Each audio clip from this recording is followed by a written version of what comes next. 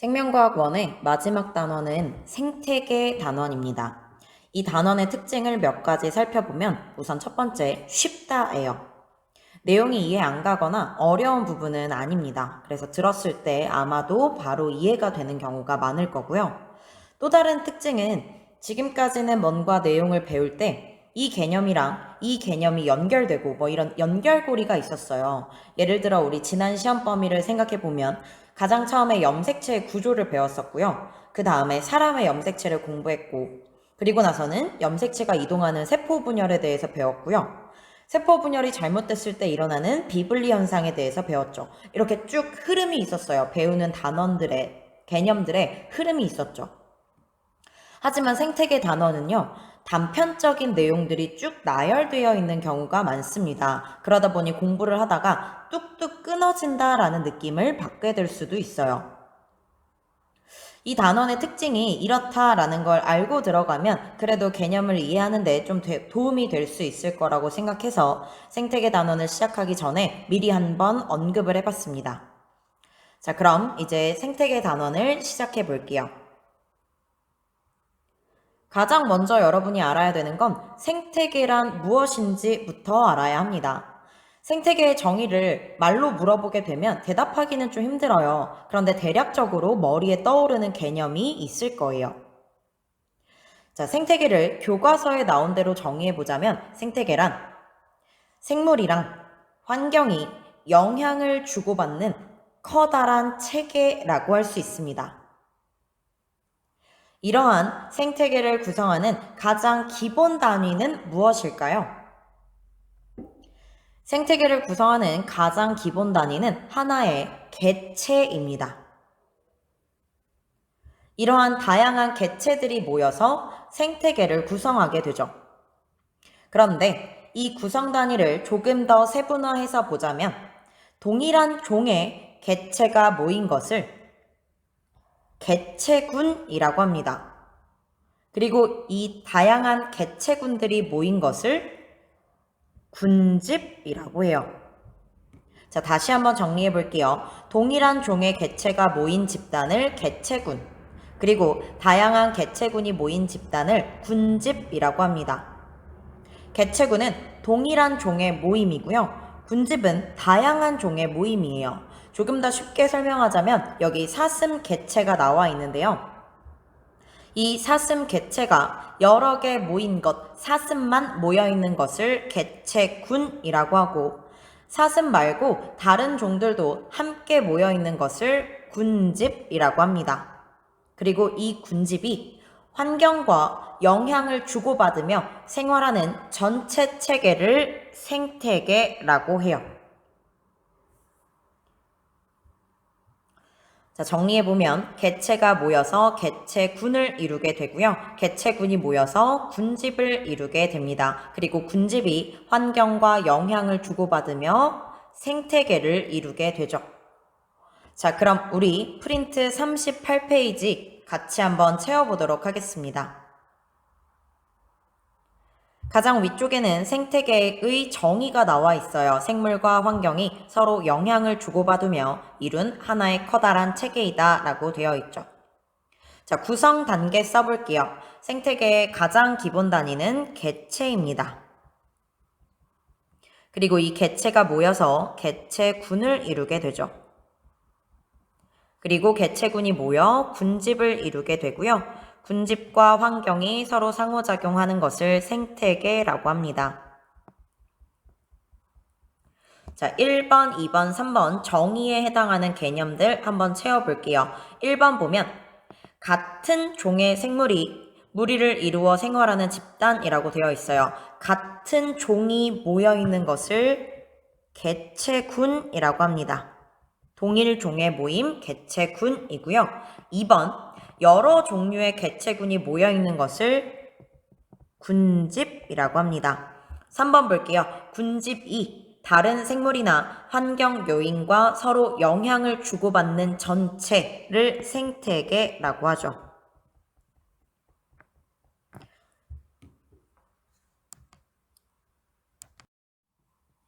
좀 전에는 생태계 구성 체계에 대해서 살펴봤고요. 이번에는 생태계를 구성하는 요인에 대해서 보겠습니다. 생태계를 구성하는 요인은 크게 나누면 생물적 요인과 비생물적 요인으로 구분할 수 있어요.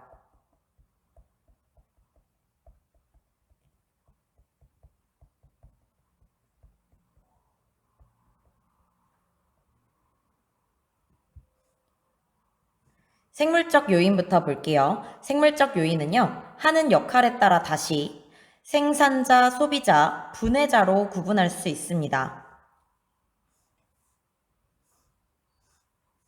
그럼 이제 생태계를 구성하는 요인 중 생물적 요인에 해당하는 생산자, 소비자, 분해자에 대해서 정리해 볼게요. 먼저 생산자부터 보겠습니다. 생산자는 어떤 생물을 말하냐? 뭔가를 생산할 수 있는 생물을 생산자라고 하겠죠. 이때 뭘 생산하느냐? 생물이 살아가는 데 있어서는요, 포도당과 같은 유기물이 반드시 필요합니다. 왜냐하면 생물이 살아가려면 에너지가 필요한데요. 그 에너지를 얻는 과정이 세포호흡이었었어요.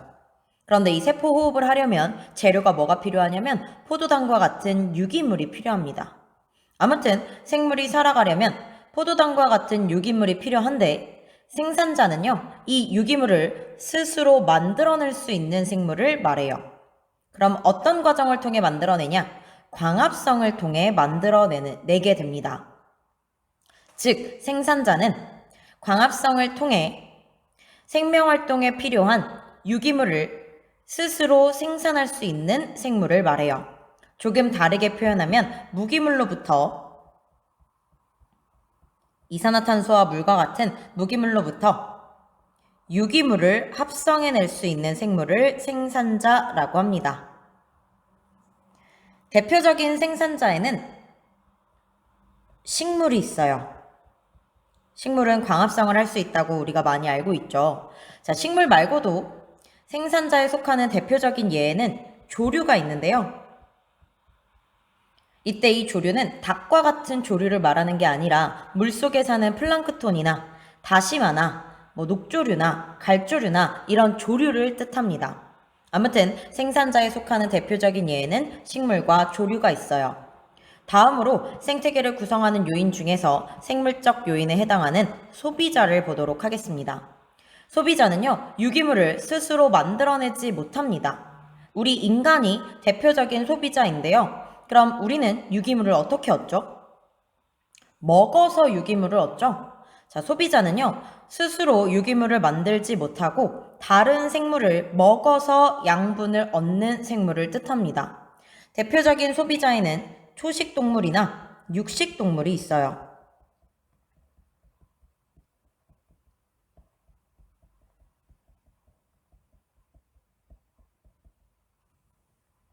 마지막으로 생태계를 구성하는 요인 중 생물적 요인에 해당하는 분해자에 대해서 보겠습니다. 분해자는 단어에서도 알 수 있듯이 분해해서 에너지를 얻는 생물이에요. 그럼 이때 뭘 분해하냐? 다른 생물의 사체, 죽은 시체, 사체나 배설물 속에 들어있는 유기물을 무기물로 분해해서 그 과정에서 에너지를 얻는 생물을 뜻합니다. 자, 여기 적혀있는 정의를 보면 다른 생물의 사체나 배설물 속에 있는 유기물을 분해해서 필요한 에너지를 얻는 생물이다 라고 되어 있죠. 대표적인 분해자에는 뭐가 있냐면 곰팡이, 버섯, 세균 이런 것들이 속하게 됩니다. 자, 이렇게 해서 생태계를 구성하는 요인 중 생물적 요인에 대해서 살펴봤고요. 생태계를 구성하는 또 다른 요인인 비생물적 요인에 대해 보겠습니다. 비생물적 요인에는 뭐가 속할까요? 빛이나 온도, 물, 공기, 태양 등과 같은 환경 요인이 비생물적 요인에 속하게 됩니다. 자, 그럼 지금까지 공부한 내용을 하나의 그림으로 통합해서 보도록 할게요. 이 그림을 봐주시면 되는데요. 여러분 프린트에는 39페이지에 나와 있습니다. 자, 이 그림을 보면 생태계를 구성하는 요인에는 생물적인 요인과 비생물적 요인이 있다라는 게 보입니다. 그리고 생물적 요인에는 생산자, 소비자, 분해자가 있고요. 이들은 서로 영향을 주고받고 있습니다. 비생물적 요인에는 빛이나 온도나 물이나 공기, 토양과 같은 환경적인 요인이 있었었죠. 자, 이때요. 비생물적 요인은 생물적 요인에게 영향을 미칠 수 있습니다. 마찬가지로 생물적 요인도 비생물적 요인에게 영향을 미칠 수 있어요. 뿐만 아니라 생물적 요인들끼리도 서로 이렇게 영향을 주고받고 있습니다. 비생물적 요인이 생물에게 영향을 미치는 것을 기억이라고 하고요. 생물적 요인이 비생물에게 영향을 미치는 것을 니은이라고 하고 생물끼리 서로 영향을 미치는 것을 디귿이라고 하겠습니다. 그리고 이때 다양한 예시를 보고 이 예시가 기억, 니은, 디귿 중에 각각 어떤 예시에 해당하는지 한번 찾아보도록 할게요. 여러분 프린트 39페이지 보시면 되겠습니다.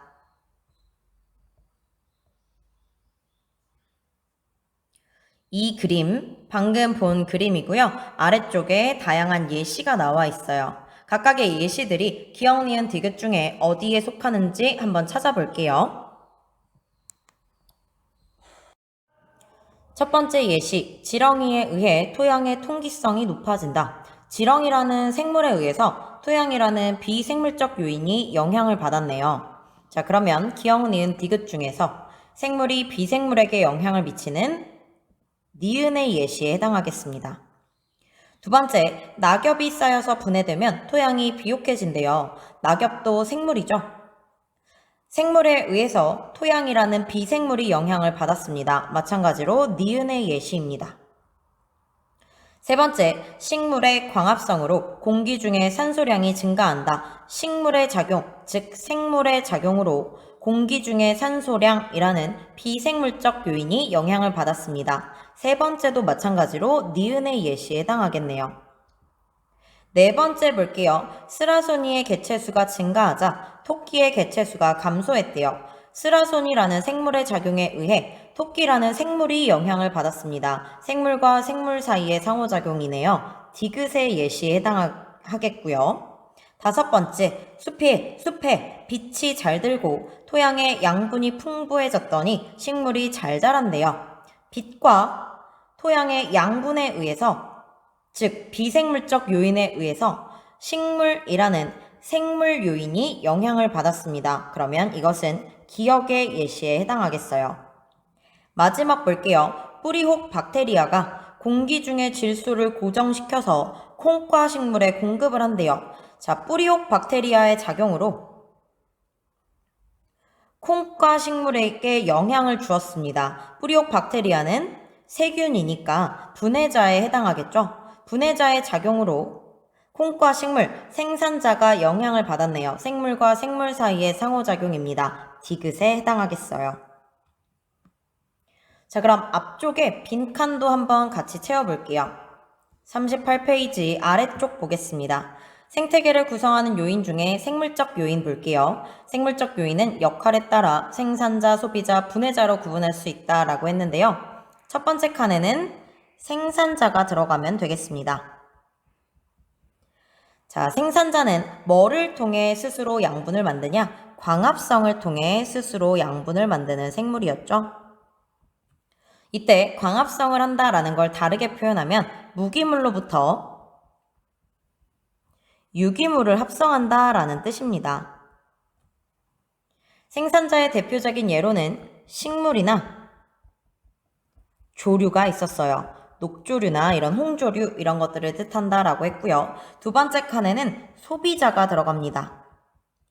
소비자는 스스로 유기물을 만들지 못하고 다른 생물을 먹어서 양분을 얻는다라고 했죠. 대표적인 예에는 초식동물이나 육식동물이 속합니다.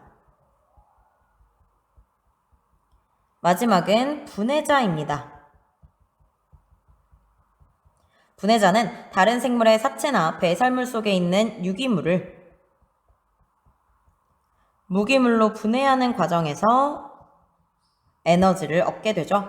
대표적인 분해자에는 세균이나 곰팡이, 버섯 등이 속합니다.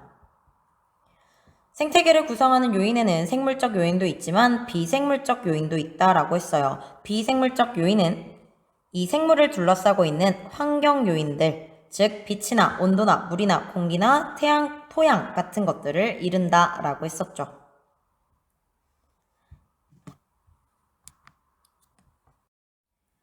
자, 그럼 우리는 이제 문제를 풀어보면서 방금 배운 내용이 어떤 식으로 문제화되는지 확인을 해보도록 하겠습니다. 프린트는 44페이지이고요. 우리는 1번, 2번, 3번을 같이 한번 풀어볼 거예요. 그래서 지금 한 5분 정도 시간을 가지면서 문제를 풀어보시고요. 그리고 같이 풀이해 보도록 하겠습니다. 1번 볼게요. 그림은 생태계 구성요소 사이의 상호관계와 물질 이동의 일부를 나타낸 것이다. A와 B는 생산자와 소비자를 순서 없이 나타냈대요.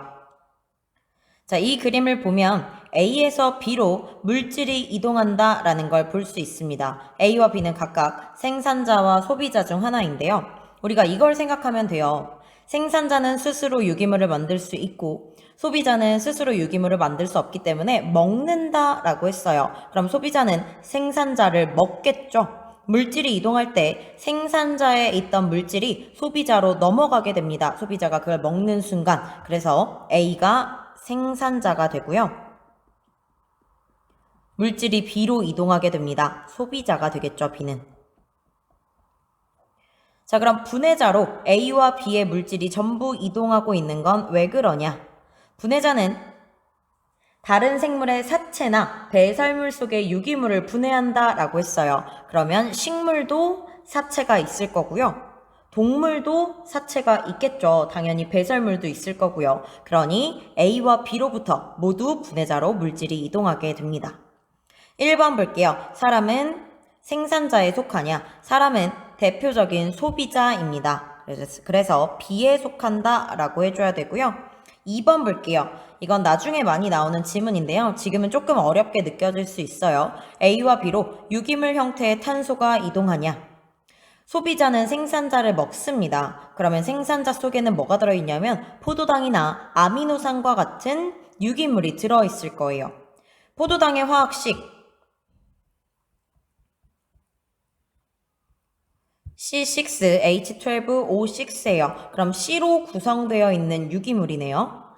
자, 소비자가 생산자를 먹게 되면 대표적으로 포도당이 이동하게 되는데 생산자 속에 들어있는 포도당이 이동한다 라는 건 탄소가 유기물 형태로 이동한다 라는 뜻이 되겠죠. 그래서 2번은 맞습니다. 앞으로 많이 나오는 지문이 될 테니까 좀 익숙하게 봐두시면 되겠어요. 3번 볼게요. 지렁이에 의해 토양의 통기성이 증가하는 것은 기억의 예에 해당하냐? 지렁이라는 생물에 의해서 토양이라는 비생물이 영향을 받았습니다. 그러면 기억이 아니라 니은에 해당하는 거겠죠? X입니다.